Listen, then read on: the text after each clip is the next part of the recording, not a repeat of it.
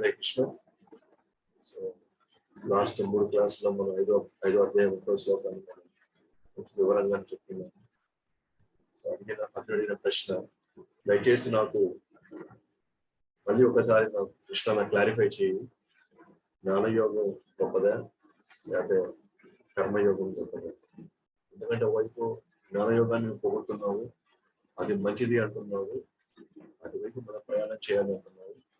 రెండో వైపు ఏమో మళ్ళీ నువ్వు లేచి యుద్ధం చెయ్యి అంటే మళ్ళీ యుద్ధ ధర్మాన్ని నువ్వు చెయ్యి, మళ్ళీ నీ కర్మను నువ్వు చెయ్యి అని చెప్పేసి మళ్ళీ నువ్వు అంటున్నావు. కాబట్టి నాకు కన్ఫ్యూజన్ ఉంది. దయచేసి ఒకసారి నాకు క్లారిఫై చెయ్యి, ఏది నాకు లేదు అని అర్జునుడు ప్రశ్న వేశాడు. అర్జునుడు కృష్ణుడు సమాధానం ఇస్తున్నాడు. శ్రీ భగవాన్ వాచ సన్యాసః కర్మయోగశ్చ నిశ్చేయసారకరారభో తయోస్తు కర్మ సన్యాసా కర్మయోగో విశిష్యతే. శ్రీ భగవాన్ వాచ సన్యాసః కర్మయోగశ్చ నిశ్చేయసారకరారభో తయోస్తు కర్మ సన్యాసా కర్మయోగో విశిష్యతే. శ్రీ భగవాన్ వాచ సన్యాసః కర్మయోగశ్చ నిశ్చేయసారకరారభో తయోస్తు కర్మ సన్యాసా కర్మయోగో విశిష్యతే. శ్రీ భగవానుడు సమాధానం ఇచ్చారు. కర్మ సన్యాసము, భక్తితో కర్మ రెండు కూడా మోక్షానికి మంచివే. కానీ ఆ రెండింటిలో కర్మ సన్యాసం కంటే భక్తితో కూడిన కర్మయే ఉత్తమమైనది. సో అర్జునుడు క్లారిఫై చేయమన్నాడు. కర్మ సన్యాసం వేళ అంటే కర్మను త్యజించడం, కర్మను పూర్తిగా బాధ్యతను మనం పూర్తిగా విస్మరించి జ్ఞానంలో వెళ్ళడం మంచిదా, లేకపోతే మన నిష్కామ కర్మతో లేదా భక్తితో మన బాధ్యతను నిర్వర్తించడం మంచిదా అని అడిగినప్పుడు యాక్చువల్లీ చెప్పండి రెండూ మంచివే. రెండింటికి ఫలితం ఒకటే, ఏంటి? మోక్షానికి దారి తీస్తాయి. కానీ ఆ రెండింటిలో కర్మ సన్యాసం కంటే కూడా భక్తితో కూడిన కర్మే ఉత్తమం. ఇప్పుడు ఉన్న అర్జునుడు పరిస్థితికి ఖచ్చితంగా ఇంకా ఆయన తన విద్యుద్ధమైనటువంటి క్షత్రియ ధర్మాన్ని అతను పాటించి తీరాలి. ఎందుకంటే ఇంకా ఆయనకు ఆసక్తులు ఉన్నాయి, ఇంకా అతను ఇంకా వాసనలు ఉన్నాయి. నేను, నా వాళ్ళు, ఇంకా అతను భేదాలను చూడగలుగుతున్నాడు. మంచి చెడుని, మిత్రుడు శత్రువు ఇవి చూడగలుగుతున్నాము. ఎంతవరకు అయితే మనం భేదాలను మనం చూడగలుగుతున్నాము అంటే మనకి ఇంకా పూర్తిగా హృదయం శుద్ధి కాలేదని అర్థం. కొంతమంది అడగవచ్చు, మన ప్రశ్న అడగదు, ఆత్మ సాక్షాత్కారం పొందామా లేదా అనేది మనకు ఎలా తెలుస్తుంది? అంటే వాళ్ళకి బల్బు వెళ్తుందా మైండ్ లో?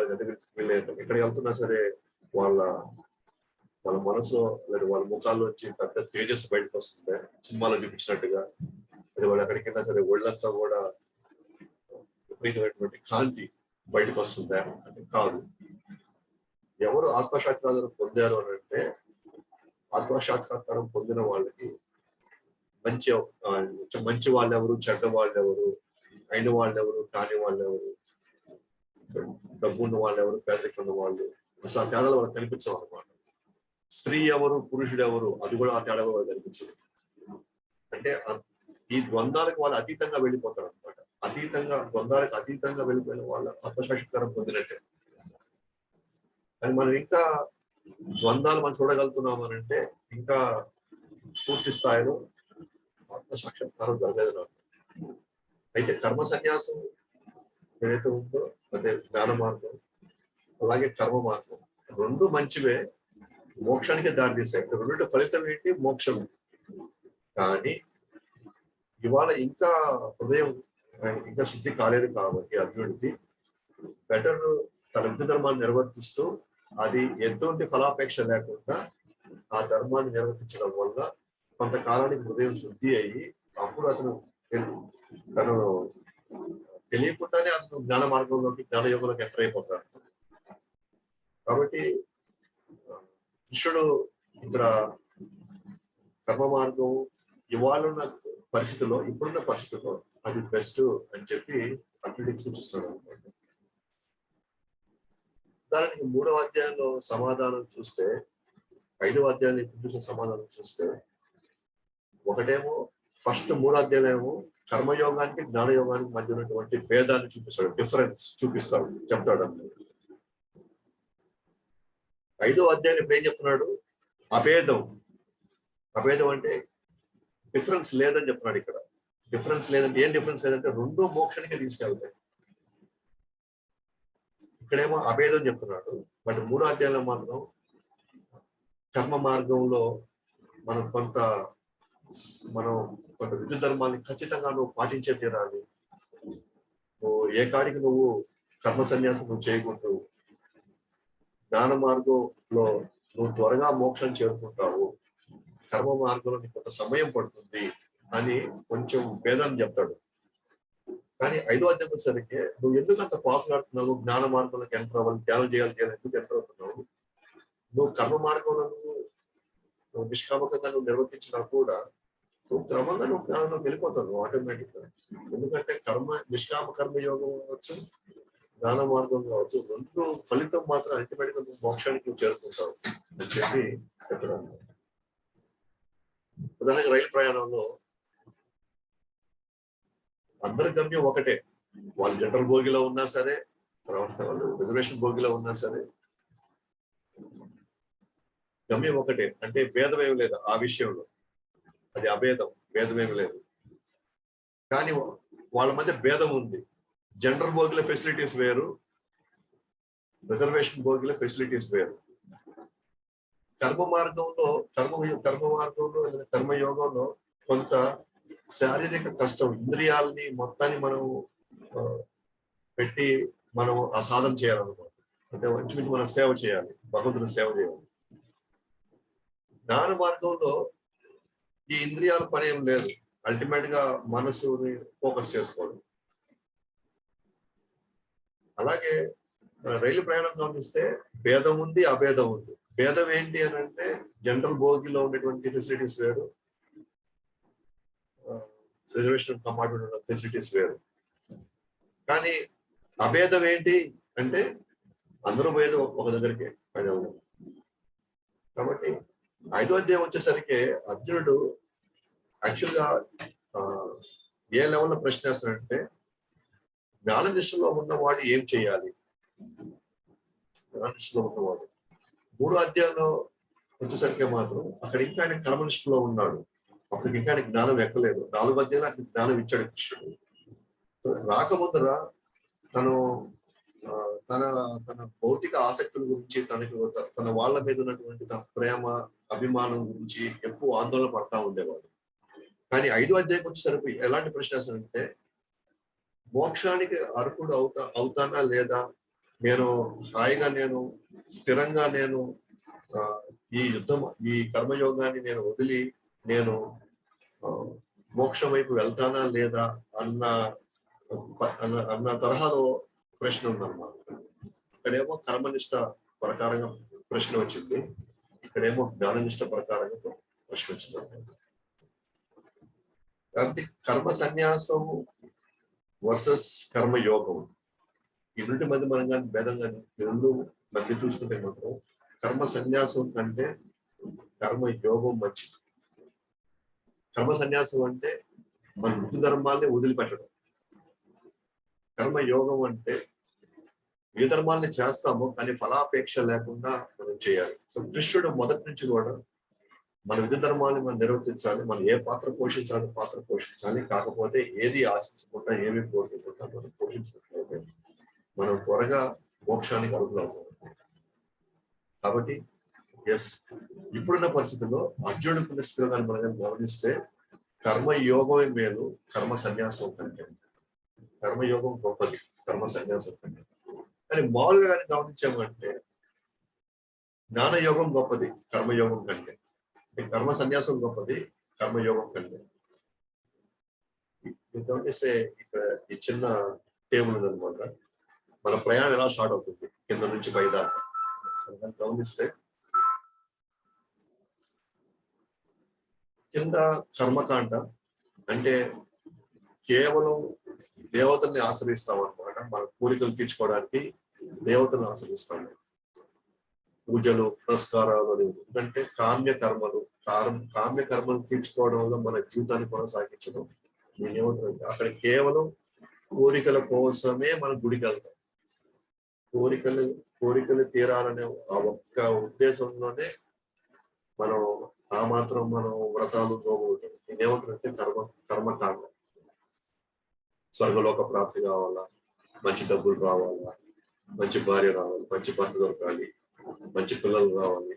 సో అంటే జస్ట్ కేవలం సొంత కోరికల కోసం మాత్రమే నాకు ఏం ప్రయోజనం, నేను వెళ్తే నాకు ఈ ప్రయోజనం జరగాలి కాబట్టి అలా అయితే నేను వెళ్తాను అన్న మెంటాలిటీలో ఉంటుంది అనమాట కర్మకాండలో. క్రమంగా సకామ కర్మయోగంలోకి ఎంటర్ అవుతారు.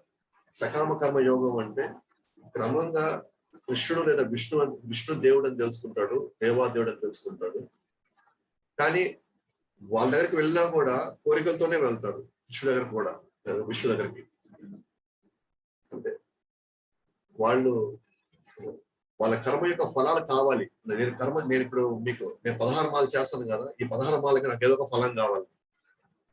నేను 4 నియమాలు పాటిస్తాను కదా, 4 నియమాలు నాకు ఏదో ఒక ఫలం కావాలి. లేదా నాకు ఫలం వస్తే నేను నీకు ఇంక మీద నేను 2 మాలలు చేస్తాను. ఈ మెంటాలిటీ అంటే సకామ కర్మయోగం మెంటాలిటీ.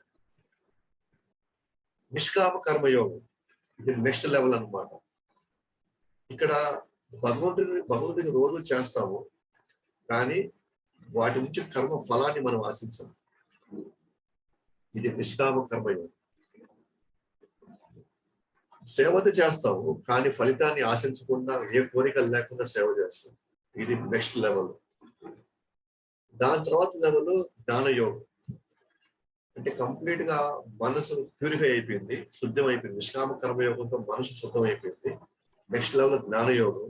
ఇక్కడ మనసుని ఏకాగ్రత చేస్తాం, ఏకాగ్రత పెడతాం అన్నమాట ఒక దాని మీద. ఎందుకంటే ఇక్కడ డిస్టర్బెన్సెస్ లేవు. డిస్టర్బెన్సెస్ అన్ని నిష్కామ కర్మయోగంలో కూర్చోబెట్టుకోబోయేది. నెక్స్ట్ లెవెల్ జ్ఞానయోగం.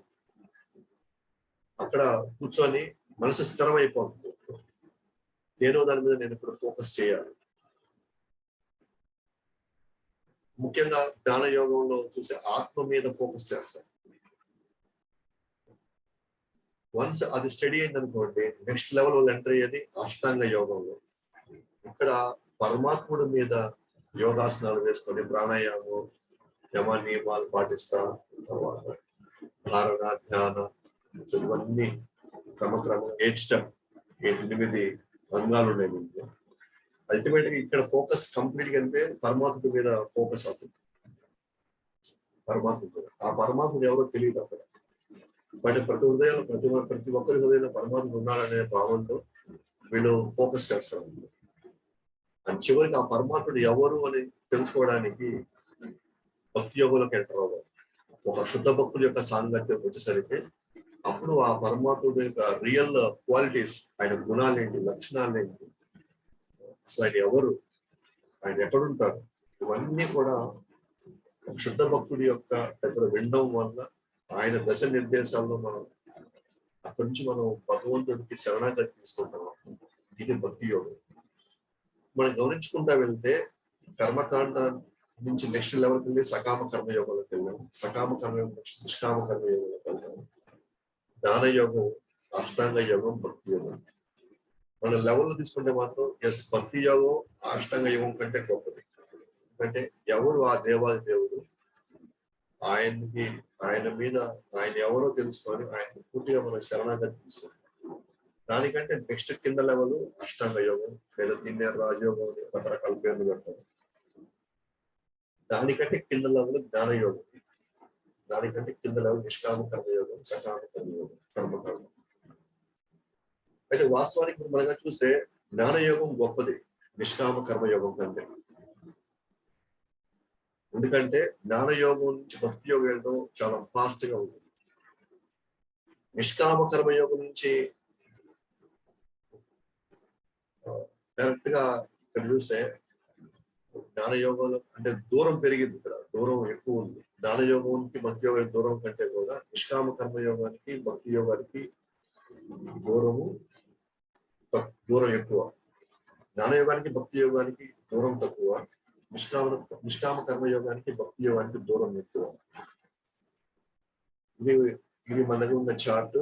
ఇది ఒక నిచ్చెన లాగా, ఒక లేడర్ లాగా పైకి క్రమం అన్నమాట. అయితే ఇక్కడ కృష్ణుడు ఏం చేస్తున్నాడు, నువ్వు నిష్కామ కర్మ యోగంలో ఉండడం మంచిది, నీకు ఇది ఇప్పుడు మేలు చేస్తుంది అని.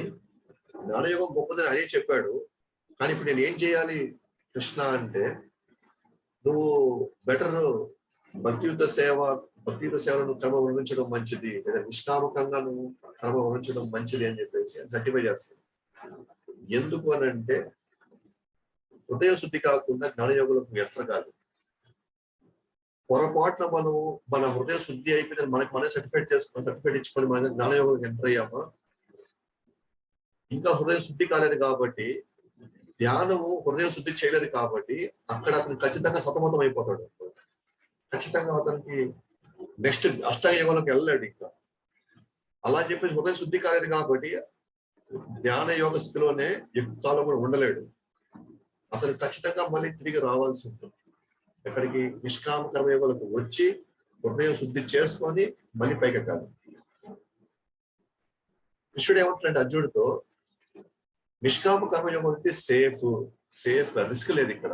సేఫ్ గా మనం ఎలాగో నువ్వు గృహస్థుడివి, ఎలాగో నీకు బాధ్యతలు ఉన్నాయి, ఆ బాధ్యతలు నువ్వు నిష్కామ కర్మకంగా ఫలాపేక్ష లేకుండా నువ్వు చేసినట్లయితే, నువ్వు ఎక్కడ నువ్వు పొరపాట్లు చేయకుండా, ఎటువంటి రిస్క్ లేకుండా నువ్వు హాయిగా నువ్వు కొంతకాలానికి నువ్వే ఆటోమేటిక్ జ్ఞానయోగంలో నువ్వు ఎంటర్ అయిపోతావు. కానీ హృదయ శుద్ధి కాకుండా మాత్రం ఎక్కడ నువ్వు జ్ఞానయోగం గొప్పది అనుకొని నువ్వు వెంటనే నువ్వు స్టెప్ వేసేసావంటే నువ్వు ఇబ్బంది పడతావు. ఇది ఎట్లాంటిదంటే, ఒక చిన్న పిల్లవాడికి నేను సైకిల్ తొక్కుతానంటే వెంటనే అతనికి 2 చక్రాల సైకిల్ ఇచ్చేసామనుకోండి, అతను ఖచ్చితంగా కింద పడతాడు, చాలాసార్లు కింద పడతాడు. జస్ట్ అది 2 వీలర్ అంటే 2 చక్రాల సైకిల్ ఇచ్చామంటే వెంటనే అతను ఎన్నిసార్లు తొక్కినా, ఎన్నిసార్లు అతను పరిగెత్తినా సరే వెంటనే దాంట్లో ప్రయాణిస్తే అన్నిసార్లు కింద పడతాడు. అంత రిస్క్ ఉంది. అందుకే వచ్చిన పిల్లలకి ఏం చేస్తాము, ఆ 2వ చక్రానికి వెనకాల 2 చిన్న చక్రాలు పెట్టి దానికి సపోర్ట్ ఇస్తాం అనమాట రోడ్డు మీద. ఆ 2వ సపోర్ట్ ఉందనుకోండి, అతను కొంతకాలం ఫ్రీగా అతను తొక్కుతాడు అనమాట. అతనికి రిస్క్ తక్కువ. ఖచ్చితంగా మొత్తం బ్యాలెన్స్ అంతా నేర్చుకున్న తర్వాత ఆటోమేటిక్ అప్పుడు 2వ సైకిల్లోకి మనం ఎంటర్ అయిపోవచ్చు, 2 చక్రాల సైకిల్లోకి మనం ఎంటర్ అయిపోవచ్చు. సో నిష్కామ కర్మంలో అంటే ఆ 2 చిన్న చక్రాల సపోర్ట్ తో అతను ఎంతకాలం అతను దాంట్లోనే అతను ప్రయాణించినా కూడా గమ్యాన్ని చేరుకోగలుగుతాడు. అతను సపోజ్ అతను ఇంటి దగ్గర నుంచి బస్ ఎక్కాలనుకున్నాడు, అతను ఈ సపోర్ట్ ఉన్నటువంటి 2 చక్రాలతో, సైకిల్లో 2 చక్రాలతో కింద సపోర్ట్ ఉన్న వాటితో ఫాస్ట్ గా పోలేకపోవచ్చు, కానీ సేఫ్ గా పోతాడు. ఎక్కడి వరకు? బషానికి వెళ్ళిపోతాడు. కానీ అతనికి ఆ సపోర్ట్ ఇచ్చేటువంటి ఆ చక్రాలు తీసేసామనుకోండి, సడన్ గా అతనికి ఇంకా ఆ కెపాసిటీ ఇంకా అతనికి ఆ బ్యాలెన్స్ రాలేదు. అప్పుడు ఏమవుతుంది, అతని బస్ స్టాండ్కి వెళ్ళిన లోపల 10 సార్లు పడతారు అన్నమాట కింద. ప్రమాదం ఉంటుంది. అందుకని ఇప్పుడు కృష్ణుడు అర్జునుడితో ఏమంటాడంటే, నువ్వు ఎందుకు అనవసరంగా హృదయ శుద్ధి కాకముందు నేను లేదు, నాకు రాజ్యం మీద నాకు వ్యామోహం లేదు, నాకు వీటి మీద నాకు ఆసక్తి ఏం లేదు, ఎవరో ఒక అనుభవించలే రాజ్యాన్ని, పోతే పోయిందిలే, మా వాళ్ళే కదా అనుభవించేది అని నువ్వు ఇప్పుడేదో చాలా వైరాగ్యం ప్రదర్శించిన వాళ్ళలాగా ఉన్నావే, కానీ లోపల నువ్వు ఇంకా ఆ స్థాయిలో నీకు వైరాగ్యం లేదు. కాబట్టి నువ్వు సడన్ గా ఇప్పుడు కానీ నువ్వు జ్ఞానంలోకి ఎంటర్ అయిపోయావంటే నువ్వు చాలా ప్రమాదంలో పడతావు. కాబట్టి అది గొప్పది అయినప్పటికీ కూడా అది చాలా రిస్క్ ఉంది దాంట్లో. దానికంటే నువ్వు కొంతకాలం నువ్వు నీ ఇంటి ధర్మాన్ని నిర్వర్తిస్తూ నువ్వు నిష్కామకంగానే ఈ బాధ్యత నిర్వర్తించామంటే క్రమంగా ఒక రోజు నీ రాజ్యం మీద నీకే వ్యక్తి ఉంటుంది, నీకు ఆసక్తులు పోతాయి వాళ్ళ మీద. ఆ తర్వాత నువ్వే స్వచ్ఛందంగా హ్యాపీగా నువ్వు వదులుకొని నువ్వే వెళ్ళి ధ్యానంలోకి వెళ్తావు అని చెప్పి కృష్ణుడు అర్జునుడికి సూచిస్తాడు అనుకోండి. ఎస్, ఈ చాటు పరంగా చూస్తే సాంప్రదాయంగా కనుక మనం చూసామంటే ఎస్, జ్ఞానయోగం నిష్కామ కర్మయోగం కంటే కూడా చాలా గొప్పది. కానీ ఏ మనిషి ప్రాక్టీస్ చేస్తున్నాడో ఆ మనిషి యొక్క స్థితి, అతను హృదయం శుద్ధి అయ్యి ఉంటే ఖచ్చితంగా అతను హ్యాపీగా అతను జ్ఞానయోగంలో ప్రాక్టీస్ చేయొచ్చు. అతను విద్యు ధర్మాలు నిర్వర్తించాల్సిన అవసరం లేదు. కానీ తనకి డౌట్ ఉందనుకోండి, హృదయం నాకు శుద్ధి అయిందా లేదా అనుకోవడానికి డౌట్ గా ఉంటే బెటర్ జ్ఞానయోగంలోకి ఎంటర్ కాకుండా కొంతకాలం నిష్కామ కర్మయోగంలోనే తన జీవితాన్ని తన సాధనని కొనసాగిస్తే కొంతకాలానికి హృదయం శుద్ధి అయిన తర్వాత అప్పుడు అతను పై మెట్టికి వెళ్ళిపోవచ్చు. ఇక్కడ కృష్ణుడు అర్జునుడిని చాలా బ్రహ్మాండంగా గైడ్ చేస్తాడు. బ్రహ్మాండంగా గైడ్ చేస్తున్నాడు. ఎక్కడ తన భక్తుడు ముందు ముందు ఇబ్బంది పడతాడేమో అని. ఉదాహరణకి మన జీవితంలో కూడా చాలా మంది చూస్తూ ఉంటాం. సన్యాసులు తీసుకొని చాలా మంది ఉన్నారు. ఏ వ్యక్తులైతే హృదయ శుద్ధి కాకుండా సన్యాసం తీసేసుకుంటారో వాళ్ళు కొంతకాలానికి వాళ్ళు పతనం అయిపోతారు. ఇక్కడ హృదయ శుద్ధి కాకుండా సన్యాసం ఏం చేయలేదు. సన్యాసం తీసుకున్న హృదయ శుద్ధి కాదు. హృదయం శుద్ధి అయిన వాళ్ళు మాత్రమే సన్యాసం తీసుకోవాలి. చాలా సందర్భాల్లో ఏం జరుగుతుందంటే హృదయ శుద్ధి కాకుండానే వాళ్ళు ధ్యానంలోనూ తర్వాత సన్యాసం తీసుకోవడం వల్ల వాళ్ళు కొంతకాలం మంది అక్కడ ఎంతో అట్లా ఓర్చుకుంటారు. దాని తర్వాత వాళ్ళ వల్ల కాక వాళ్ళు మళ్ళీ డబ్బులు కూడబెట్టుకోవడంలోనో, డబ్బులు సంపాదించడంలోనో, లేకపోతే అమ్మాయిల విషయంలోనో ఎక్కడో దగ్గర వాళ్ళు దాంట్లో వాళ్ళు ట్రాప్ అయిపోతారు. కానీ ఎవరైతే హృదయ శుద్ధి అయిన వాళ్ళు ఎవరైతే సన్యాసం తీసుకుంటారో వాళ్ళు మళ్ళీ తిరిగి ఇలాంటి విషయాలకు వాళ్ళు ఆకర్షిస్తారనుకో. ఆ విధంగా చెప్పాలంటే నిష్కామ కర్మయోగం సేఫ్ అన్నమాట. వాస్తవానికి గృహస్థ జీవితం చాలా సేఫ్. ఎందుకంటే సో అందరూ ఉన్నారు, ఇంకా మన ఆసక్తులు ఉంటే, ఇంకా మన కోరికలు ఉంటే కొన్ని ఇక్కడే తీర్చుకుంటూ ఫలాపేక్ష లేకుండా భగవంతుని సేవించుకుంటూ మనం సమాజంలో మన గందరగోళం ఏర్పరచదు. గృహస్థు గందరగోళం ఏర్పరచదు. ఎందుకంటే భార్య, భర్త, పిల్లలు, వాళ్ళ ఉద్యోగాలు. కానీ అంతర్గతంగా వాళ్ళు హ్యాపీగా లోపల నిష్కామ కర్మతో వాళ్ళు ఇవన్నీ నిర్వర్తించుకొని ఒక 60 సంవత్సరాలు వచ్చిన తర్వాత లేదా పిల్లలందరూ బాగా సెటిల్ అయిన తర్వాత అప్పుడు వాళ్ళు కాబట్టి అన్ని బాధ్యతలు వదిలేసి హ్యాపీగా వాళ్ళు నెక్స్ట్ లెవెల్కి వెళ్ళిపోవచ్చు. అంటే వాళ్ళకి ఒకవేళ చిన్న పొరపాటు జరిగినా సరే ఇబ్బంది ఏమి లేదు. ఈ పరిస్థితుల్లో ఇబ్బంది ఏమి లేదన్నమాట. ఓకే, కానీ తొందరపడి కొంతమంది ఇల్లు వదిలేసి ఏదో వైరాగ్యం ప్రదర్శించి నాకు ఇవన్నీ నాకు పడట్లేదు, ఇవన్నీ నాకు కుదరట్లేదు అని చెప్పేసి వేరే ఏదో ఆలోచనతో వాళ్ళు కానీ సడన్ గా వాళ్ళు కానీ విద్యు ధర్మాన్ని వదిలేసి టక్కన పరిగెత్తారనుకోండి పైకి, డెఫినెట్ గా వాళ్ళు ఎక్కడో దగ్గర వాళ్ళు ఇవ్వడలేరు అనమాట. ఆ స్థానంలో అసలు ఇవ్వడలేరు, ఖచ్చితంగా వాళ్ళు తినబడిపోతారు. కాబట్టి కృష్ణ ఇక్కడ చాలా బ్రహ్మాండంగా గైడ్ చేస్తున్నారు అనమాట అర్జునుడు. దయచేసి ఉన్న విద్యు ధర్మాలను ప్రవర్తిస్తూ హాయిగా మనం భగవుడి యొక్క సేవలో మనం నిమగ్నం అవడంతో క్రమక్రమంగా మనలో ఉన్నటువంటి అనేక వాసనలన్నీ మనం కడుక్కొని శుద్ధి అయిన తర్వాత 60 సంవత్సరాలు అయిన తర్వాత మనమే చూసుకుంటాం. 60 సంవత్సరాల తర్వాత ఇంకా వద్దులేప, ఇంకా చాలు, ఇంకా హాయిగా మనం కృష్ణుడి సేవలోకి వెళ్ళిపోవడం అని మనమే స్వచ్ఛందంగా హాయిగా పెట్టి కృష్ణ సేవ చేయాలి. అదే హృదయ శుద్ధి కాలేదనుకోండి, ఇంకా ఎంత సంపాదించాలి, ఇంకా ఎంత పేర్చుకోవాలి, ఇంకా ఎంత పరిగెత్తాలి అని ఈ విధంగా ఆలోచన కలుగుతుంది. హృదయ శుద్ధి అయిన వాళ్ళ లక్షణాలు ఏంటి అని అంటే, చాలు, నేను తృప్తి పడిపోయాను, సంపాదన తృప్తి పడిపోయాను, ఓకే, మనకి ఎంతో కొంత బ్యాలెన్స్ ఉంది, ఇంకా చాలు, మన హాయిగా మనం వెళ్ళి ఇంకా మన వాళ్ళ మీద ఆధారపడకుండా కృష్ణుడు సేవ చేసుకుంటున్నాము అని వాళ్ళు హాయిగా స్వచ్ఛందంగా ఎంతో ప్రశాంతంగా వెళ్ళి వాళ్ళు సేవ చేసుకుంటారు. ఇది మనసు శుద్ధి అయిన వాళ్ళ యొక్క లక్షణాలు. కానీ శుద్ధి కాకుండా, శుద్ధి కాకపోతే మాత్రం ఇంకా ప్రపంచంలో ఇంకా ఏదో కోరుకుంటాం, ఇంకా ఏదో ఆశిస్తాం, ఇంకా పరిగిస్తూనే ఉంటాం. మనకి ఎంత ఎంత పరిగెత్తినా సరే ఇంకా తృప్తిపడే అవకాశం లేదు. కాబట్టి అర్జునుడు ఆ విధంగా, కృష్ణుడు ఆ విధంగా అర్జునుడికి చెప్పడానికి ప్రయత్నిస్తున్నాడు. కాబట్టి పొరపాటును కూడా నేను జ్ఞానయోగాన్ని పొగిడాను, ఎందుకంటే జ్ఞానయోగం గొప్పది, కానీ ప్రస్తుతానికి నువ్వు ఇంకా అదే స్థితిలో ఉన్నావు. కొంతకాలం భక్తితో కూడుకున్నటువంటి కర్మలు నిర్వర్తించు, తర్వాత నువ్వు క్రమంగా నువ్వు దాటి నువ్వు హ్యాపీగా పైగా అనుకున్నట్టుగానే జ్ఞానంలోకి వెళ్ళిపోవచ్చు. పైగా రెండింటిలో మధ్య తేడా ఏం లేదు. ఈ నిష్కామ కర్మయోగం నువ్వు చేయంగా క్రమంగా నీ హృదయ శుద్ధి ఆటోమేటిక్ గా నువ్వు జ్ఞానయోగంలోకి వెళ్తావు. ఎందుకంటే జ్ఞానయోగంలో ఎంటర్ అయినా అల్టిమేట్ గా రిజల్ట్ మాత్రం ఒకటి కదా, మోక్షమే. రెండింటికి నిష్కామ కర్మయోగంలో జీవితాన్ని కొనసాగించాలి, నువ్వు వెంటనే నువ్వు హృదయ శుద్ధి అయిపోతుంది, ఆటోమేటిక్ నువ్వు కృష్ణుని చేరుకుంటావు మోక్షానికి.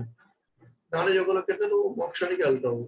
ఈ రెండు ఫలితం ఒకటే అయినప్పుడు, నువ్వు నిష్కామ కర్మయోగం సేఫ్ అయినప్పుడు, ప్రమాదం తక్కువ అయినప్పుడు హ్యాపీ కొంతకాలం దాంట్లో ప్రయాణించవచ్చు కదా, దాంట్లో కొనసాగించవచ్చు కదా. సడన్ గా ఇప్పుడు నాకు యుద్ధం వద్దు, నేను ఇక క్షత్రియుడిగా నేను వదిలేస్తున్నాను, నేను కర్మ సన్యాసం తీసేసుకుంటాను అని ఇలా నువ్వు చేయడం వల్ల నువ్వు ప్రమాదంలో పడ్డమే కాకుండా నిన్ను ఆదర్శంగా తీసుకున్న వాళ్ళందరూ కూడా రేపు ధర్మాన్ని తప్పుతారు. రేపు వాళ్ళు చేయాల్సిన బాధ్యతను వాళ్ళు పక్కన పెట్టేసి వాళ్ళు వాళ్ళ ఇష్టానుసారంగా వాళ్ళు వ్యవహరిస్తారు. క్రమంగా సొసైటీ మొత్తం కూడా గందరగోళం అవుతుంది. కాబట్టి దయచేసి నువ్వు నిష్కామ కర్మంలోని నీ జీవితాన్ని కొనసాగించు అని చెప్పాలి. అందుకని ఇక్కడ చూస్తే తొందరపడి కర్మ సన్యాసం తీసుకున్న జ్ఞాన సాధన మార్గం తీసుకున్నట్లయితే ప్రమాదం.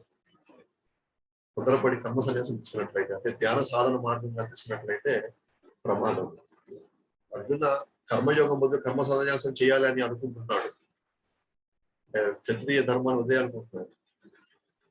జ్ఞానంలో పరిపూర్ణ సాధించలేడు అనమాట. ఎందుకంటే హృదయ శుద్ధి కాకుండా జ్ఞానంలో పరిపూర్ణ సాధించలేడు. అట్లా అని చెప్పి కర్మ మార్గంలోకి రాలేడు. హృదయ శుద్ధి కాకుండా మనం పైకి వెళ్ళామనుకోండి, పరిపూర్ణ సాధించలేము. ఎందుకంటే హృదయ శుద్ధి కావాలి.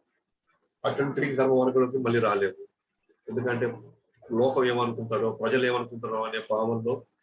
ఇప్పుడు సన్యాసం తీసుకున్నాడు మళ్ళీ గృహస్థ అయ్యాడు అనుకోండి, సమాజం భయంకరంగా అతన్ని నిందిస్తుంది అనమాట. అదే గృహస్థ ఎప్పుడైనా సన్యాసం తీసుకోవచ్చు, ఏం ప్రాబ్లం లేదు. కానీ సన్యాసం తీసుకున్న వాడు మళ్ళీ గృహస్థ అయ్యాడు అనుకోండి, ప్రజలు కానీ ప్రపంచం కానీ అతను ఇక్కడ నమ్మదు అనమాట. అంటే అతను మోసగాడి కింద లెక్కేస్తుంది ప్రపంచం. అట్లా అని చెప్పేసి అతను జ్ఞానంలో ఉండిపోలేడు, ఎందుకంటే హృదయ శుద్ధి కాల. జ్ఞానంలో హృదయ శుద్ధి చేసుకోలేము. అందువల్లే కృష్ణ ఇక్కడ అర్జునుడితో బెటర్ నువ్వు కొంతకాలం దీనిలో ప్రయాణించు, తర్వాత నువ్వు కావాలంటే నువ్వు సన్యాసం తీసుకుందిలే అంటాడు. ప్రమాదం ఏంటంటే ధ్యానంలో కొనసాగడం వృధా. ఎందుకంటే ధ్యానయోగంలో హృదయ శుద్ధి కాదు. కర్మయోగానికి వస్తే కపటదారి అవుతాడు. అందరూ వీడు మోసగాడు అని చెప్పేసి అందరూ అతన్ని ప్రతికారం చేస్తారు. కాబట్టి నిష్కామ కర్మయోగం కొనసాగే వారికి హృదయం శుద్ధము ప్లస్ పరిపూర్ణము సాధిస్తారు, రెండు వస్తాయి అన్నమాట. నిష్కామ కర్మయోగంలో ఉంటే వాళ్ళకి క్రమక్రమంగా వాళ్ళ హృదయం శుద్ధి అవుతుంది, అండ్ స్థిమితంగా చాలా చక్కగా వాళ్ళు అంతిమంగా వాళ్ళ గమ్యం ఆత్మసాక్షాత్కారం పొందుతారు అన్నమాట.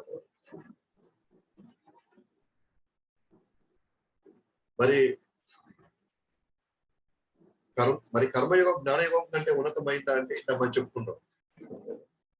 మామూలుగా అయితే జ్ఞానయోగమే ఉన్నతమైంది, కానీ ఇప్పుడున్న అర్జునుడు ఉన్న పరిస్థితికి కర్మయోగం సేఫ్. ఇప్పుడు జ్ఞాన అధికారి గొప్పవాడే కర్మాధికారి కంటే.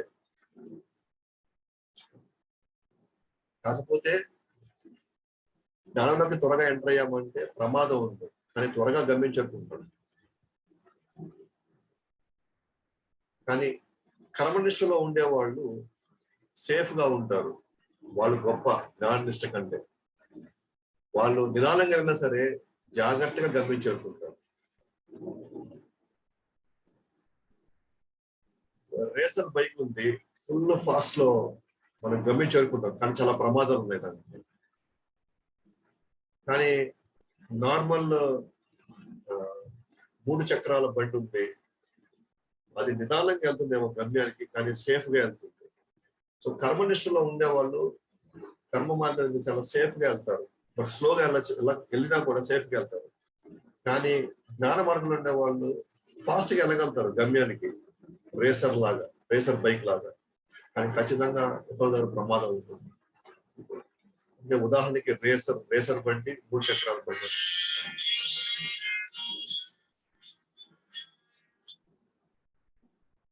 శ్రీమద్ భాగవతం 5:5-4-6 వరకు ఈ శ్లోకాన్ని గమనిస్తే దాంట్లో ఇచ్చింది అనమాట. ఒకరు ఆత్మస్థితిలో కానీ వ్యవహరించకపోతే ఖచ్చితంగా భౌతిక స్థితిలో వ్యవహరించాల్సిందే. అంటే మన ఆత్మస్థాయిలో ఉండలేకపోయాం అనుకోండి, ఆత్మస్థాయిలో కానీ అంటే జ్ఞాన మార్గంలో ఆత్మస్థితిలో కానీ ఉండలేకపోయాం అనుకోండి, ఖచ్చితంగా అతను ఒకరోజు పతనం అయ్యి భౌతిక స్థితిలో వ్యవహరించాల్సిందే, భౌతిక స్థితిలో మళ్ళీ పడిపోవాల్సిందే.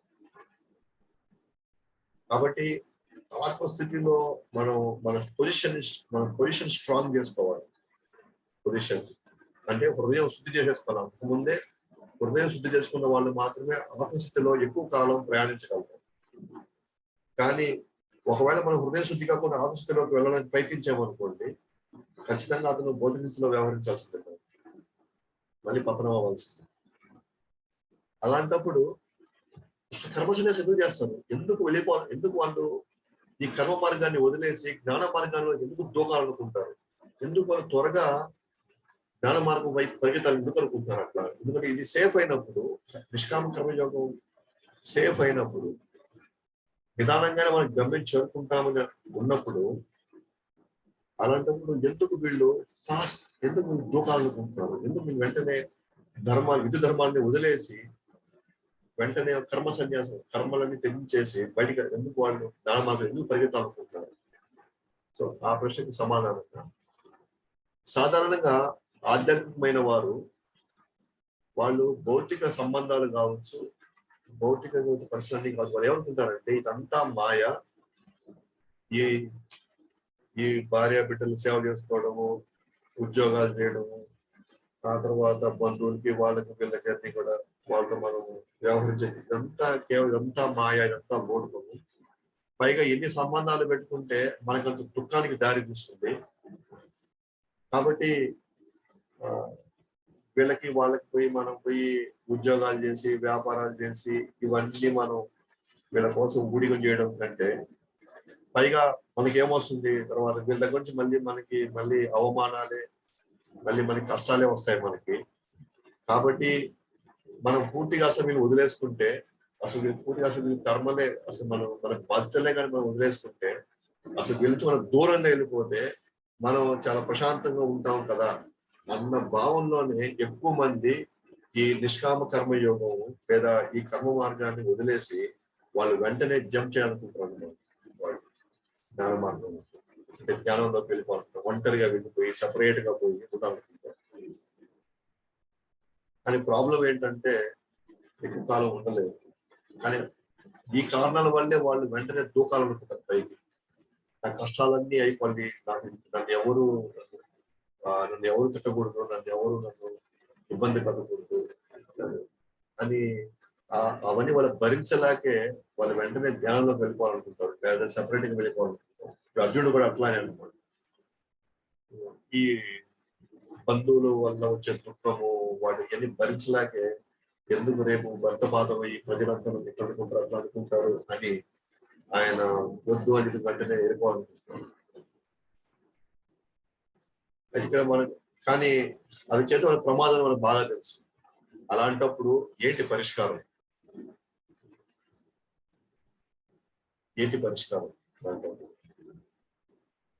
ప్లస్ నాకు భౌతిక బాధ్యతలు ఉన్నాయి, సంబంధాలు ఉన్నాయి, అన్నీ ఉన్నాయి. కానీ ఇవి ఉన్నంత కాలం నేను ప్రమాదంలో పడతానే, వీటిల్లో ఇవే చేసుకుంటూ పోతే నేను మాయలోనే ఉండిపోతానే. నేను మరి ఎప్పుడు నాకు విడుదల వీటి నుంచి? ఒక తర్వాత ఒకటి, ఒక తర్వాత లింక్ పడతానే ఉంది, బంధం పడతానే ఉంది. ఎక్కడ దారి తీస్తుందో నేను అసలు బయటపడగలనా అని మనలో ఒక విధమైనటువంటి కంగారు, ఆందోళన మనలో ఉండొచ్చు.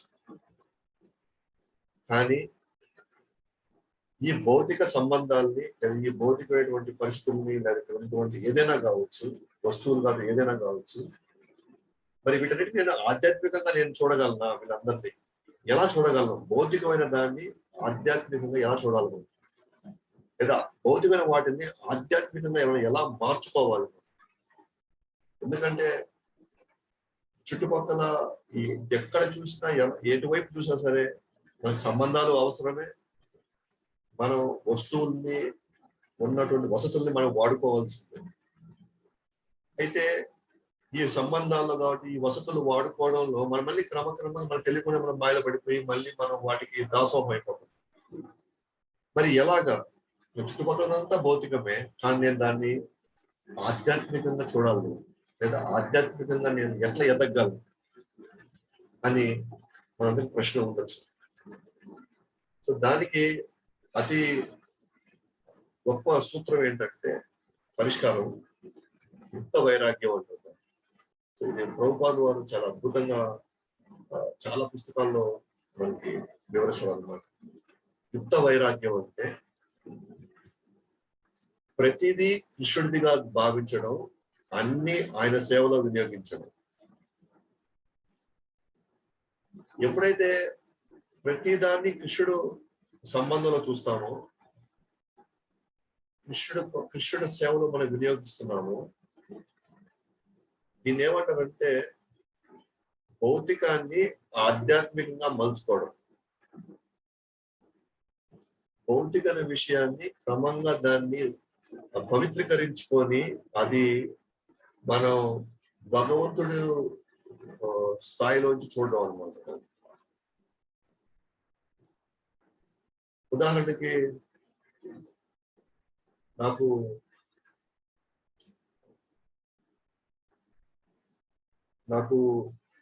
కారు తోలాలని ఇష్టం. నాకు కారు అంటే నాకు బాగా ఇష్టం. అది భౌతిక కోరిక. కానీ నా జీవితంలో నేను గమ్యవంతం ఎట్లనే ఒక కారు కొనాలి అనే లక్ష్యంతో నేను నా జీవితాన్ని నేను కొనసాగించాను. కానీ కారు కొనాలి, కార్ని అనుభవించాలి అని ఒక్క థాట్ కానీ మనం థాట్ కానీ మనం కానీ వెళ్ళినట్లయితే మనం కారుకి బందీ అయిపోతాం. మనం భౌతికంగా బందీ అయిపోతాం, ఆ మాయలో పడిపోతాం.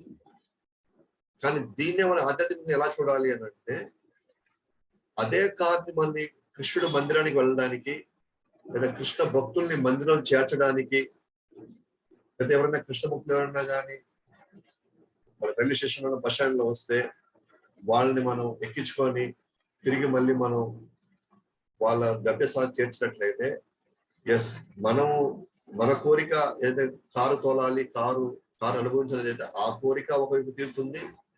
రెండో వైపు దాన్ని తీసుకొచ్చి కృష్ణుడి సేవలో, కృష్ణుడి కోసం మనం వాడుతున్నాం కాబట్టి ఆ భౌతికము క్రమంగా పవిత్రీకరించుకుంటే ఆధ్యాత్మికం అనుకుంటాం. దీన్ని ఏమంటారంటే యుక్త వైరాగ్యం అంటారు. ఇలా చేయడం వల్ల క్రమంగా ఇది నాది, నేనే అనుభవించాలి, నా కోసం అనుభవించాలన్నటువంటి ఆలోచన నుంచి క్రమంగా మనకి వాటి మీద వ్యామోహం తగ్గిపోతూ వస్తుంది. దాన్ని తీసుకెళ్ళి ఏం చేస్తాం? ఇప్పుడు కృష్ణుడి సేవలో పెడతాం. కృష్ణ భక్తులకు కావాలి కాబట్టి లేకపోతే కృష్ణుడికి సంబంధించినటువంటి కార్యాలకు మనం ఉపయోగించాలి. ఆ కార్ని మీరు వాడుకోండి, రథయాత్ర వస్తుంది కాబట్టి మా కారు వాడుకోండి, మీరు ఎవరైనా గెస్ట్లు వస్తే మీరు తీసుకొని మీరు వాడుకోండి అంటే, మన వస్తువుల్ని, ఏదైతే భౌతికమైన వస్తువుని ఎప్పుడైతే కృష్ణుడి సేవలో మనం పెడతామో అది కూడా ఆధ్యాత్మికమైనటువంటి స్థితిలోకి మనం ప్రయాణించే అవకాశం మనకు వస్తుంది. కానీ వస్తువుల్ని వాడడం మనకు బలహీనత అయితే మనం వాడరాదు, లేదా నిష్ఠా స్థాయిని దాటి తర్వాత వాడతాం. మనకి బలహీనత ఉందనుకోండి, మనకి బలహీనత ఉంది ఆ వస్తువు మీద, దాని మాత్రం దయచేసి ఆ వస్తువును వాడకుండా ఉండడం మంచిది. ఉదాహరణకి నా దగ్గర మొబైల్ ఉంది. ఆ మొబైల్లో నేను ఎందుకు కొన్నాను ఆ మొబైల్ అంటే, నేను కృష్ణుడి సేవలో పెట్టుకోవచ్చు, నేను రోజు కృష్ణుడి సాంగ్స్ వినొచ్చు, కృష్ణుడి గురించి కృష్ణుడికి సంబంధించిన లెక్చర్స్ నేను వినొచ్చు, కృష్ణుడికి సంబంధించిన అనేక ఇన్ఫర్మేషన్ నేను తీసుకోవచ్చు అని నేను మొబైల్ తీసుకున్నాను. కానీ కాలక్రమంలో నేను కృష్ణుడు కోసం మొబైల్ వాడకుండా క్రమంగా దాంట్లో ఇంకా సినిమాలు చూడటము, నార్మల్ పాటలు వినడము, లేకపోతే సీరియల్స్, లేకపోతే ఇంకేమైనా షోస్ చూడటము, దాంట్లో నేను వెళ్ళిపోతా ఉన్నాను అనుకోండి. అంటే దాని అర్థం ఏంటి, నేను బలహీనం, మొబైల్ మనకు ఒక బలహీనత అయిపోయింది. సో మనం ఎప్పుడైతే బలహీన పడ్డామో, ఏ వస్తువు కొని మనం బలహీన పడ్డామో, ఆ వస్తువు మన కృష్ణుడి సేవలు మనం వినియోగించలేకపోతుంటే బెటర్ ఆ మొబైల్ వాడకుండా నార్మల్ బటన్ ఫోన్ వాడడం లేదు. కానీ మళ్ళీ ఆ సామర్థ్యం ఉందనుకోండి, నా దగ్గర మొబైల్ ఉన్నా కూడా నాకు వేరే చూడడానికి నాకు ఎటువంటి షోస్ కావచ్చు, వేరే ఇంటర్వ్యూస్ కావచ్చు, మూవీస్ కావచ్చు, నాకు చూసే అసలు ఏమాత్రం నాకు ఆసక్తి లేని వాళ్ళు ఆ మొబైల్ కృష్ణ సేవలో పెట్టుకోవచ్చు. మన వాట్సాప్ ఎన్నో ఇన్ఫర్మేషన్ ఇస్తాము, దాంట్లో ఎన్నో మెటీరియల్ చదువుతాము కృష్ణుడి గురించి, ఎన్నో సీరియల్స్ చూస్తాము కృష్ణుడి గురించి అనుకోండి. ఆ సామర్థ్యం ఉంటే ఎస్, అది పూర్తిగా మనం కృష్ణుడి సేవలో పెట్టచ్చు. కానీ మనకు అది బలహీనత అయితే మాత్రం మనం ఖచ్చితంగా దాన్ని వాడరాదు. ఎందుకంటే అది వాడే కొద్ది మళ్ళీ మనం కృష్ణుకు దూరం అయ్యి మళ్ళీ భౌతికంగా మనం ఇరుక్కోవాలి. నీకు అనిపించిందా ఈ వస్తువు నేను వాడలేకపోతున్నాను, ఈ వస్తువుల వల్ల నేను కృష్ణుడికి దూరం అవుతున్నాను, బెటర్ నా మీద ప్రయోగాలు చేయకుండా అదే నేను ఉంటాను, ఈసారి నేను ఖచ్చితంగా నేను మళ్ళీ వేరే నేను చూడను, నేను మళ్ళీ కృష్ణుడి గురించి నేను ఉపయోగించాలని ఒకవేళ మనం అనుకున్నా కూడా మనకి బలహీనతగా ఉంటే మనం అదే వస్తువు మనల్ని పతనం చేసేస్తాం భక్తిలో నుంచి. వాటి బలహీనత ఉంటే మాత్రం దయచేసి దాన్ని వాడకుండా దాన్ని దూరం పెట్టడం మంచిది, దానికి దూరంగా మనం ఉండడం మంచిది. చాలా సందర్భాల్లో మనం చూస్తూ ఉంటాం, లెక్చరు మనం వింటూ ఉంటాం, కానీ మనం మొబైల్ చూసుకుంటుంటే లెక్చర్ వింటూ ఉంటాం, మొబైల్ చూసుకుంటే జపం చేస్తూ ఉంటాం. అంటే మనకి బలహీనత ఉంది, ఆ జపము పోతుంది, అట్లా అని చెప్పేసి ఇది చూడలేకపోతుంది. మనం జపం చేసే టైంకి మనకు మొబైల్ కూడా మనకు కావాల్సి వస్తుందంటే మనం బలహీన పడ్డాం కాబట్టి అసలు మొబైల్ మనం ముట్టుకోకపోవడమే మంచిది. మనం హ్యాపీగా మనం బటన్ ఫోన్ చేసి just incoming out going power పెట్టుకోవడం మంచిది. లేకపోతే మన యొక్క శ్రవణంలో కావచ్చు, మన యొక్క సాధనలో కావచ్చు, పూర్తిగా డైల్యూట్ అయిపోతుంది అనమాట మన సాధన, మన శ్రవణం, మన పఠనం అన్నింటితో దాని ఎఫెక్ట్ కనిపిస్తుంది. అట్లీస్ట్ మనం ఎట్లా చేయాలంటే నిష్ఠా స్థాయి వచ్చేంత వరకు దాన్ని వాడకూడదు, నిష్ఠా స్థాయి వచ్చేంత వరకు వాడకూడదు. నిష్ఠ అనే స్థాయి వచ్చిన తర్వాత కాబట్టి మనం వాడుకోవచ్చు, ఎందుకంటే ఆ తర్వాత ఈ వాసనలు ఉండవు అన్నమాట.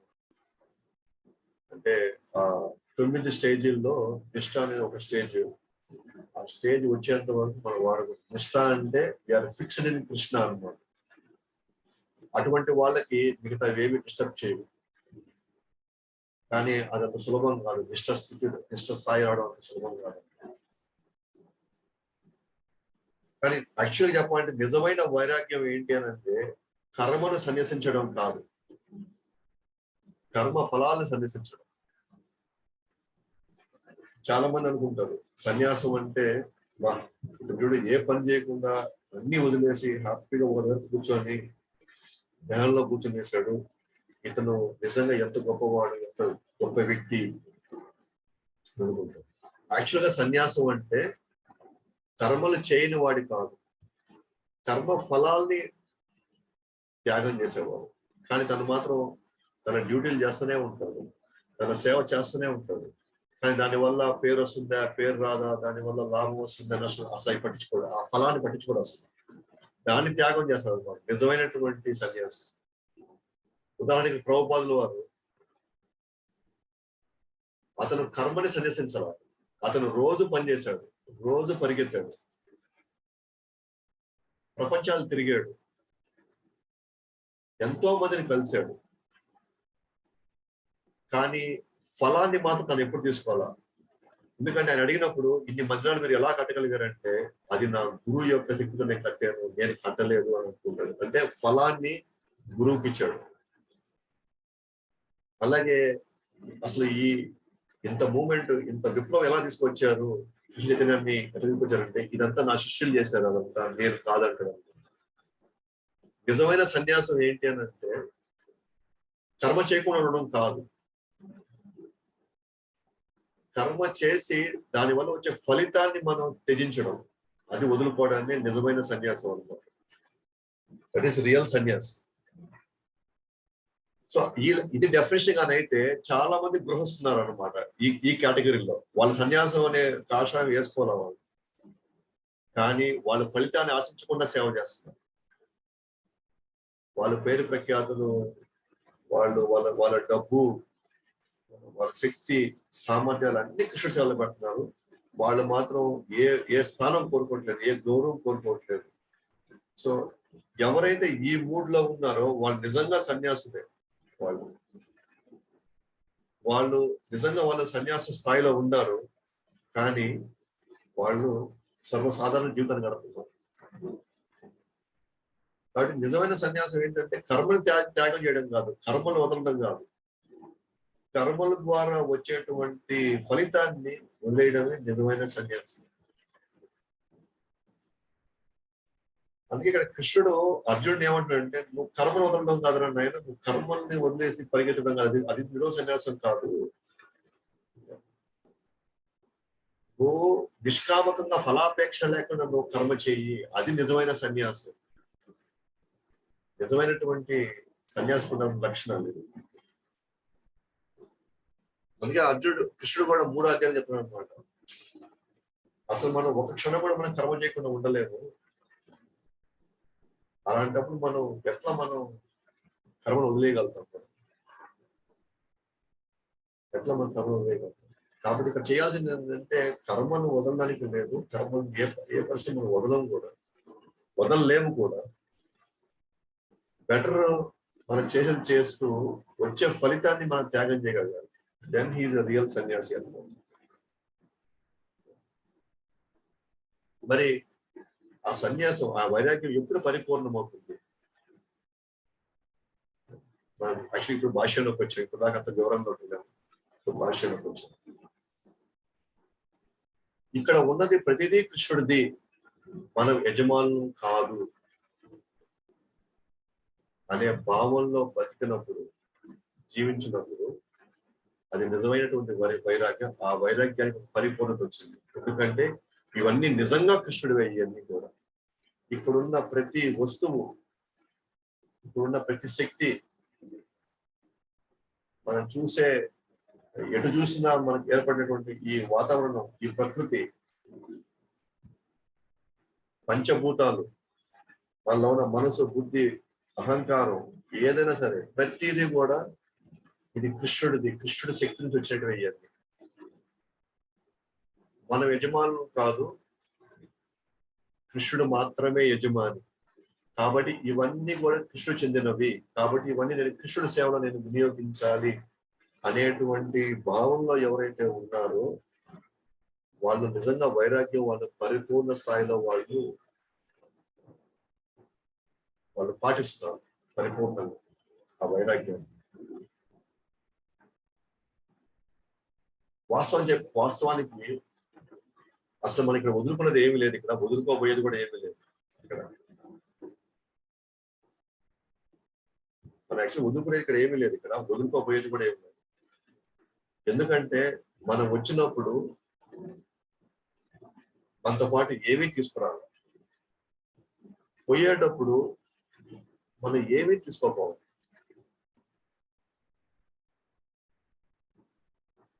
మరి వచ్చినప్పుడు ఏమీ తీసుకురాలేదు, పోయేటప్పుడు ఏమీ తీసుకోపోవట్లేదు. అప్పుడు మధ్యలో ఇవన్నీ ఎవరివి? ఇవన్నీ అప్పుడు ఇవన్నీ ఎవరివి? ఇప్పుడు మధ్యలో ఉన్నటువంటి ఈ భార్య ఎవరు, ఈ బిడ్డలు ఎవరు, లేదా ఈ భర్త ఎవరు, ఈ తల్లిదండ్రులు ఎవరు, లేకపోతే ఈ ఆస్తులు ఎవరివి? ఎందుకంటే నావి అయినప్పుడు నాతో పాటే తీసుకురావాలా, నాతో పాటే తీసుకోపోవాలా.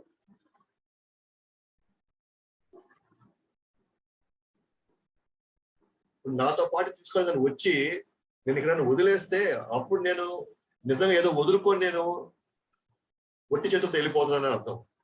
అప్పుడు నేను వదిలేసాను ఇక్కడ, నేను ఏదో ఇక్కడ త్యాగం చేశాను నేను ఇక్కడ. కానీ వాస్తవానికి నేను వచ్చినప్పుడు ఏమి తీసుకురాలేదు, కాబట్టి నేను ఏం త్యాగం చేశాను ఇక్కడ, ఏం వదులుకున్నాను ఇక్కడ, అది ఏం త్యజించాను ఇక్కడ. మరి నాది కానప్పుడు నేనేం వదులుకున్నాను ఇక్కడ, ఏం వదులుకున్నాను? నా తల్లిదండ్రులు నా వాళ్ళు కాదు, నా భర్త నా భార్య నా వాళ్ళు కాదు, నా బిడ్డలు నా వాళ్ళు కాదు. ఎందుకంటే నా వాళ్ళు అయితే నేను చచ్చిపోయేటప్పుడు నాతో పాటే రావాలి వాళ్ళు. మరి ఈ ఈ ఈ భూమి నాదైతే నా పేరు మీద రాసి ఉన్నట్లయితే అది నిజంగా నేనే యజమాని. నేను పోయేటప్పుడు ఆ పత్రాలు నేను కూడా తీసుకోపోయి నేను మళ్ళీ ఆడ జన్మిస్తే ఆ పత్రాలతో నేను మళ్ళీ ఆడ ఒక ల్యాండ్ అలాట్ కావాలా, అప్పుడు నేను నిజంగా తీసుకుని అప్పుడు ఆ సొత్తు నాదైనట్టు. కానీ వాస్తవాన్ని నేను గమనిస్తే ఇక్కడ ప్రతిదీ కృష్ణుడిదే. చుట్టూ మనం చూసే ప్రతిదీ కృష్ణుడిదే. కాబట్టే మనతో పాటు ఏది రాదు, మనం వచ్చినప్పుడు ఏమి తీసుకురాదు, మనం పోయేటప్పుడు మనం ఏమి తీసుకోపోవట్లేదు. ఎందుకంటే ఇది కృష్ణుడిది కాబట్టి అది ఇక్కడే ఉంటుంది. ఎంతో మంది రాజులు ఉన్నారు, ఎంతో మంది రాజ్యాలు ఏలేరు ఈ ప్రపంచంలో. గూడూరు, నెల్లూరు, ఇదంతా ఒకప్పుడు ఈ సొత్తు అంతా ఎవరిది? ఏ రాజుదో ఈ సొత్తు. కానీ ఆ రాజు ఇప్పుడు ఎక్కడున్నాడు?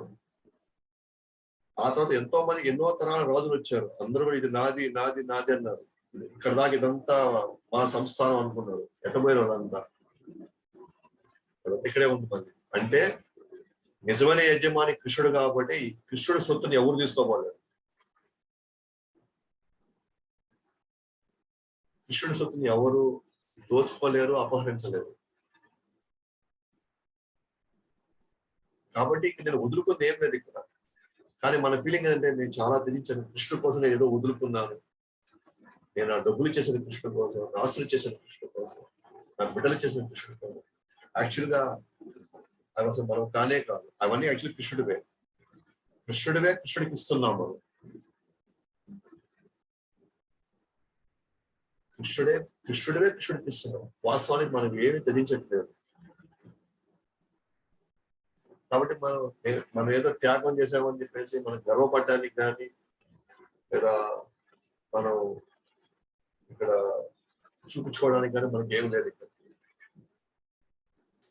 సో ఎవరైతే ఇదంతా కృష్ణుడి అని పూర్తి జ్ఞానంలో ఉంటారో వారు నిజమైన వైరాగ్యాన్ని ప్రదర్శిస్తారు, నిజమైన ప్రేమను ప్రదర్శిస్తారు. వైరాగ్యం ప్రదర్శించిన వాళ్ళని కూడా ఖచ్చితంగా వాళ్ళు ప్రేమగా ప్రదర్శిస్తారు. ప్రేమ అంటే ఏమీ ఆశించకుండా చేసే సేవనే ప్రేమ అంటారు. ఏమీ ఆశించకుండా చేసే సేవ, దీన్ని ప్రేమ అంటారు. దాన్నే వైరాగ్యం కూడా అంటారు. అంటే వైరాగ్యం ఉన్నవాడు ఏం చేస్తున్నాడు? కర్మని చేస్తున్నాడు, కానీ ఫలాన్ని ఆశించట్లేదు.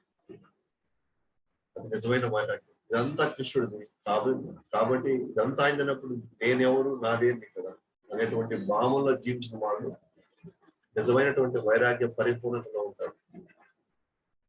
అంతేగాని అసలు పనే చేయకుండా ఉండే వాళ్ళు నిజమైన వైరాగ్యం కాదు.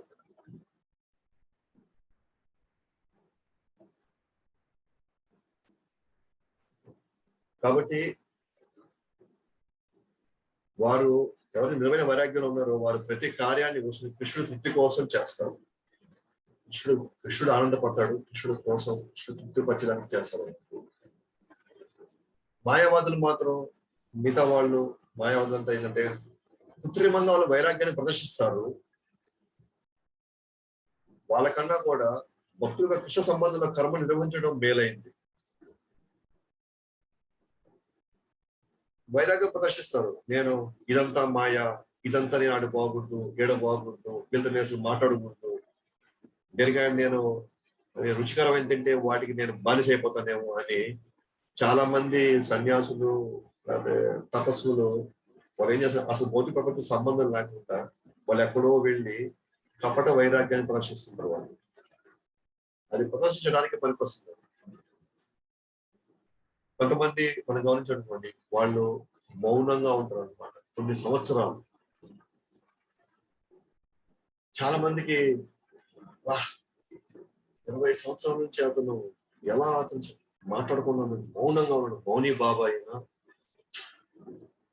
అని అదేదో చాలా ఉన్నతమైనటువంటి ఒక కార్యం కింద అందరూ చూస్తారు అన్నమాట. ఎస్, మనకు తెలియనంత వరకు ఉన్న కలియుగంలో ఏది పడితే అది చాలా అన్కంట్రోల్డ్ గా మాట్లాడే వ్యక్తుల కంటే అసలు మాట్లాడకుండా ఉండడం చాలా గొప్ప విషయం. కానీ నిజమైన వైరాగ్యం ఏంటంటే కేవలం నోరు మూసుకొని మాట్లాడకుండా 20 సంవత్సరాలు గడపడం అది నిజమైన వైరాగ్యం కాదు. నిజమైన వైరాగ్యం అంటే ఈ నోరు దేనికి ఇచ్చారు? ఈ నోరు ఎందుకు ఇచ్చారు? మాట్లాడడానికి. ఆ మాట్లాడేది కృష్ణుడి సేవలో పెట్టామనుకోండి, కృష్ణుడి గురించి మాట్లాడామనుకోండి, కృష్ణుడి కీర్తిని మనం 10 మందికి చాటి చెప్పామనుకోండి, కృష్ణుడి కీర్తనలు మనం పాడగలిగామనుకోండి, అప్పుడు ఏంటి? నిజంగా మనకు ఇచ్చినటువంటి ఈ నోరుని మనం మన సార్థకత చేస్తున్నాం. అంతేగాని గమ్ముగా ఉండడం, నోరు మూసుకొని ఉండడం అది వేస్ట్ మాటలు మాట్లాడడం కంటే అది మేలేమో కానీ ఈ నోరుతో కొన్ని వందల మందిని కృష్ణ భక్తులు మనం తీసుకురావచ్చు.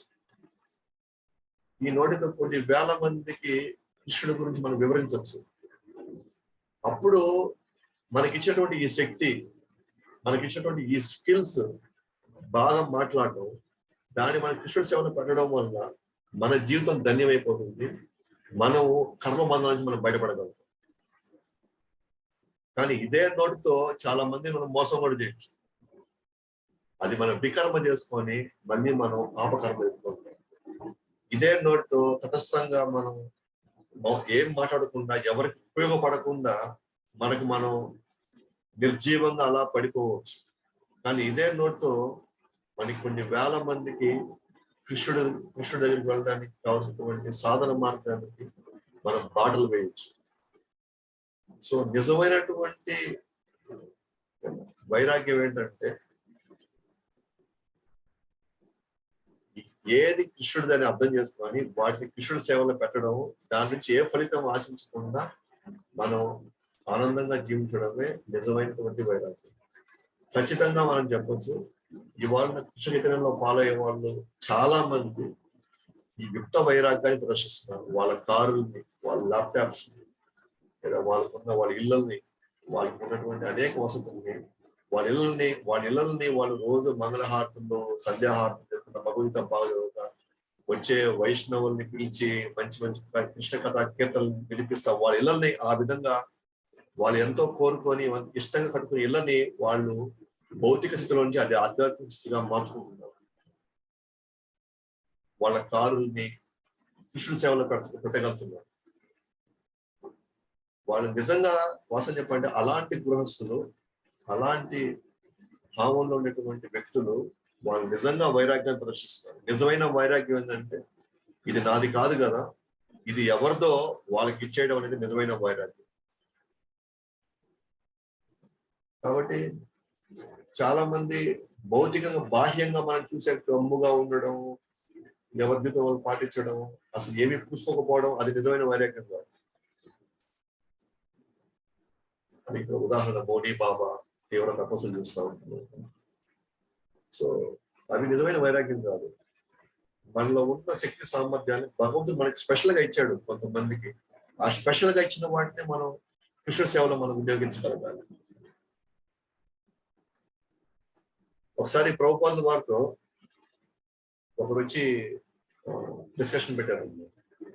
ఏమనంటే రామకృష్ణ పరమహంస అనే వ్యక్తి ఒకరోజు ఆయన రోడ్లో పోతూ ఉంటే అతనికి ధనం కనిపించింది, డబ్బులు కనిపించినాయి అతనికి. కానీ అతను ఆ డబ్బులు ముట్టుకుంటే నాకు ఎక్కడ కర్మ అంటుకుంటానేనో లేదా నేను మాయలో పడుతుందనో అది ఎవరి డబ్బు అనే మనకెందుకు, మనమైతే ఆ డబ్బుకు మన యజమానులు కాదు అన్న భావంలో ఆయన హాయిగా వాటిని వదిలేసి చాలా ఈజీగా వెళ్ళిపోగలిగాడు. ఆ ధనాన్ని వదిలేసి. ఎంత గొప్ప వైరాగ్యము. చాలా గొప్పగా ఒక వ్యక్తి ప్రభుపాదుల వారితో డిస్కషన్ పెట్టడం. అది నిజమైన వైరాగ్యం, నిజమైన సన్యాసం. అది అయితే ఎవరు వదులుతారు డబ్బుల్ని? వదిలితే డబ్బులు అక్కడ పడి ఉంటే ఎవరు వదులుకుంటారు వాటిని? నిజంగా రామకృష్ణ పరమహంసకి అసలు డబ్బు అన్నా సరే, అదన్నా సరే అతను అక్కడ దాన్ని ముట్టుకోకూడదు, దాన్ని అసలు మనం తాకూడదు. ఎవరిని ఇచ్చినా చేతిలో పెట్టినా సరే తనకి ఒక విధమైనటువంటి చీత్కారం ఏర్పడుతుంది అనమాట. ఆ డబ్బు అంటే అతనికి అంత ద్వేషం అనమాట. ఎవరికి? రామకృష్ణ పరమహంస. అని ప్రభుపాదులు ఏమన్నారు సార్, నేనుగానైతే ఆ డబ్బు నేను తీసుకొని అది నేను వెళ్ళి కృష్ణుడికి అందిస్తాను. కృష్ణ సంబంధంలో ఉన్న ఏమేం కావాలో దానికి నేను ఖర్చు పెడతాను.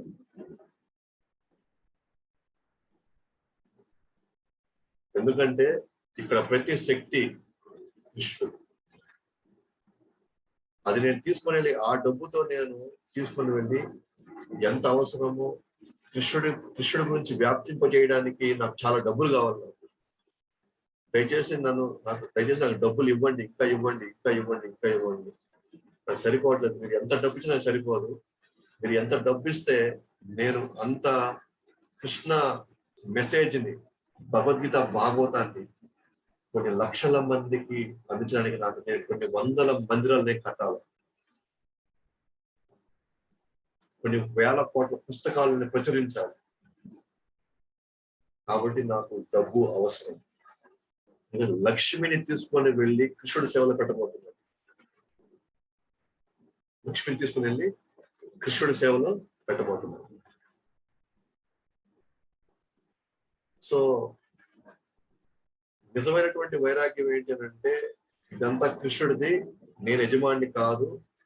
తీసుకొని వెళ్ళి కృష్ణుడు మళ్ళీ కృష్ణుడి కోసం కృష్ణుడి సేవలో పెట్టడం.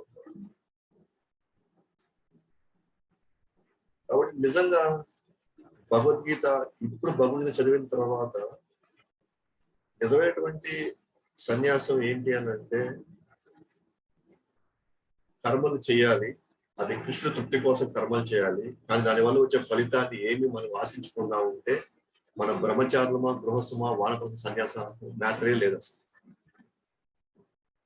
మన బ్రాహ్మణులమా, క్షత్రియులమా, వైశ్యమా, శూద్రులమా అసలు మ్యాటరే లేదు.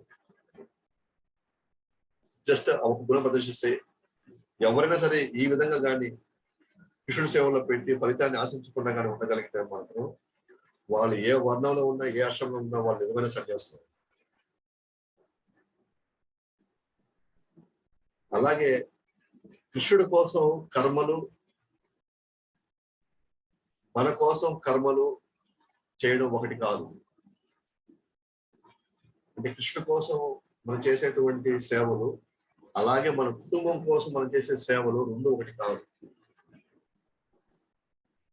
కుటుంబం కోసం మాత్రమే చేస్తే, కృష్ణుడితో సంబంధం లేకుండా కుటుంబం కోసం మాత్రమే చేస్తే పుణ్యంలోకి ఇరుక్కోవచ్చు, పాపంలోకి ఇరుక్కోవచ్చు. ఎందుకని చాలా మంది అంటారు, నీ తల్లిదండ్రులు నువ్వు సేవ చేసుకో, అదే దేవుడు సేవ చేసినట్టు. మాతృదేవోభావ అన్నారు, పితృదేవోభావ అన్నారు, తర్వాత ఆచార్య దేవ, తర్వాత లాస్ట్ లో అసలు దేవుడు వచ్చాడు. అంటే ముందు నువ్వు నీ తల్లిదండ్రుల మాట ఎందుకంటే నువ్వేదో దేవుడు అంటున్నావు, పరిగిస్తున్నావు. ముందు అసలు తల్లిదండ్రులు పట్టించుకోకుండా దేవుడి గురించి పట్టించుకుంటున్నావు అని. వాళ్ళ దృష్టిలో ఏంటంటే కుటుంబం కోసం చేసేటువంటి సేవలు దేవుడి కోసం చేసే సేవల కంటే గొప్పవి అనే భావంలో ఉన్నారు వాళ్ళు. కానీ అది కరెక్ట్ కాదనమాట. ఎప్పుడంటే కృష్ణ సంబంధంలో మన కుటుంబం కోసం కర్మలు చేస్తాము, కృష్ణ సంబంధంలో మన కుటుంబం కోసం మనం సేవలు చేస్తే అది ఒకటే. కృష్ణ సేవ చేసిన అలాంటి కృష్ణ సంబంధంలో కుటుంబానికి సేవలు చేసిన రెండు ఒకటే. అంతేగాని అసలు కుటుంబానికి కృష్ణకు సంబంధం లేకుండా కుటుంబానికి సేవ చేసామనుకోండి, అది మన హృదయం శుద్ధి చేయదు. అది ఇంకా చెప్పాలంటే మన హృదయంలో ఇంకా లేనిపోని వాసనలు పెంచుతాయి అన్నమాట. ఎప్పుడైతే మన కృష్ణ సంబంధంలో కృష్ణుడు వీళ్ళందరూ కూడా, నా భర్త, నా భార్య, నా పిల్లలు, వీళ్ళందరూ కూడా కృష్ణుడి అంశాలు నా నా జీవితంలో ప్రస్తుతానికి వీళ్ళకి చూసే బాధ్యత నాకు ఇచ్చారు. కాబట్టి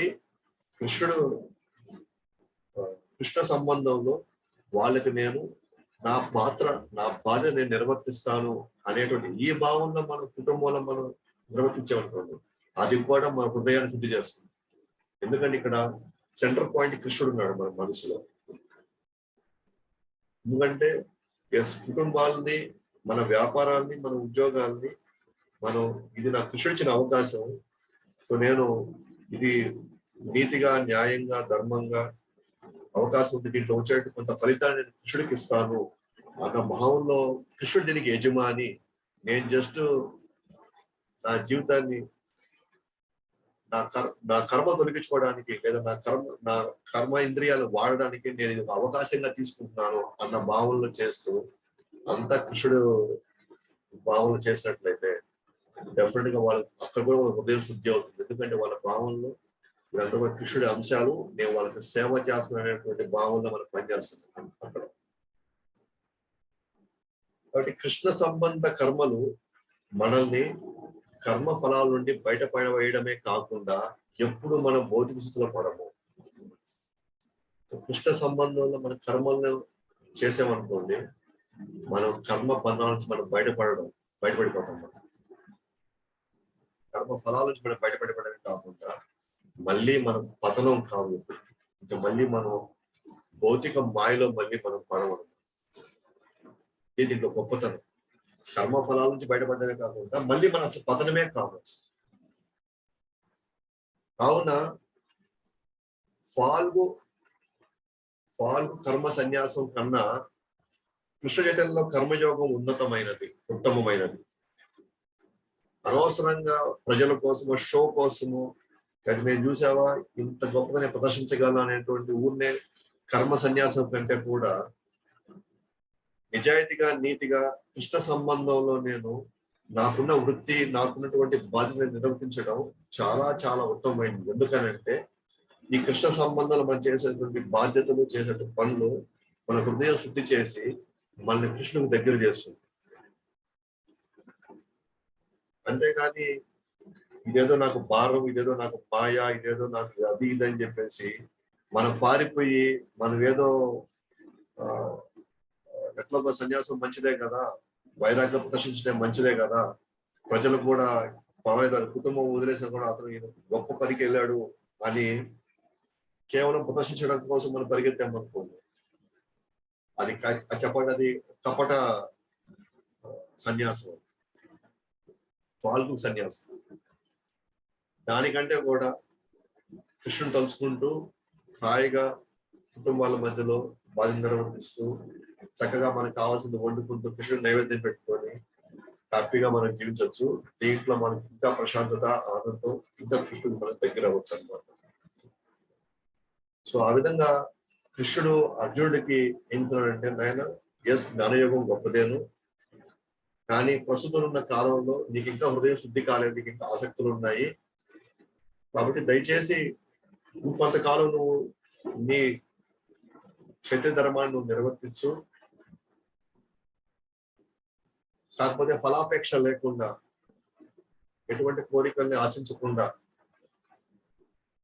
నువ్వు కొనసాగించినట్లయితే నీకు అత్యంత మేలు జరుగుతుంది. నీ హృదయ శుద్ధి అయ్యి ఒకరోజు నువ్వు ఎలాంటి సందేహాలు లేకుండా చాలా ప్రశాంతంగా, ఉత్సాహంగా నువ్వు ముందుకు సాగొచ్చు తర్వాత అని చెప్పి క్లారిఫై చేశాడు అనమాట. అదే అనమాట. అందుకనే కర్మ సన్యాసం కంటే కూడా భక్తియుత కర్మలు చేయడం ఉత్తమమైంది అని చెప్పి కృష్ణుడు అది చెప్పడం ప్రారంభించాడు. మన సాంప్రదాయంగా మనం కానీ చూస్తున్నట్లయితే జ్ఞానయోగం గొప్పదే నిష్కామ కర్మయోగం కంటే కూడా. కానీ నిష్కామ కర్మయోగం మనకి సేఫ్టీ ఇస్తుంది. మనకు కొంతకాలం మన వాసనలు, మనకున్న కోరికలు తీర్చుకోవడానికి ఒక అవకాశం ఇస్తుంది. హృదయ శుద్ధి అయిన తర్వాత మనం జ్ఞానయోగంలోకి ఎంటర్ అవ్వచ్చు.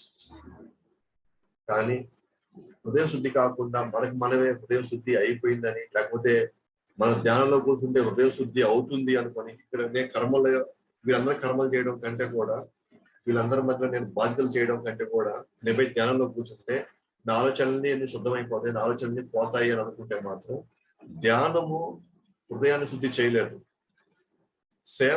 సేవ మాత్రమే, కృష్ణ సంబంధంలో సేవ మాత్రమే హృదయం శుద్ధి చేయగలదు. ఖచ్చితంగా మనం కర్మలు చేయాల్సిందే. అయితే ఆ కర్మలు కృష్ణ సంబంధంలో కృష్ణ తృప్తి కోసం చేసినప్పుడు మనం త్వరగా సేఫ్ గా మనం గమ్యం చెప్పుకుంటాం అనమాట. ఆత్మసాక్షి జ్ఞానం పొందొచ్చు. కాబట్టి ఇక్కడతో ఈ సెషన్ నేను క్లోజ్ చేస్తున్నాను. మీకు ఏదైనా సందేహం ఉంటే మీరు అడగచ్చు. సో లాస్ట్ 2 days నేను మీకు అవకాశం ఇవ్వలేదు. సో ఈరోజు మనకి టైం ఉంది, అవకాశం ఉంటే అడగండి. శ్రీల ప్రభుపాద్కి జై, అనంత కోటి వైష్ణవుడికి జై.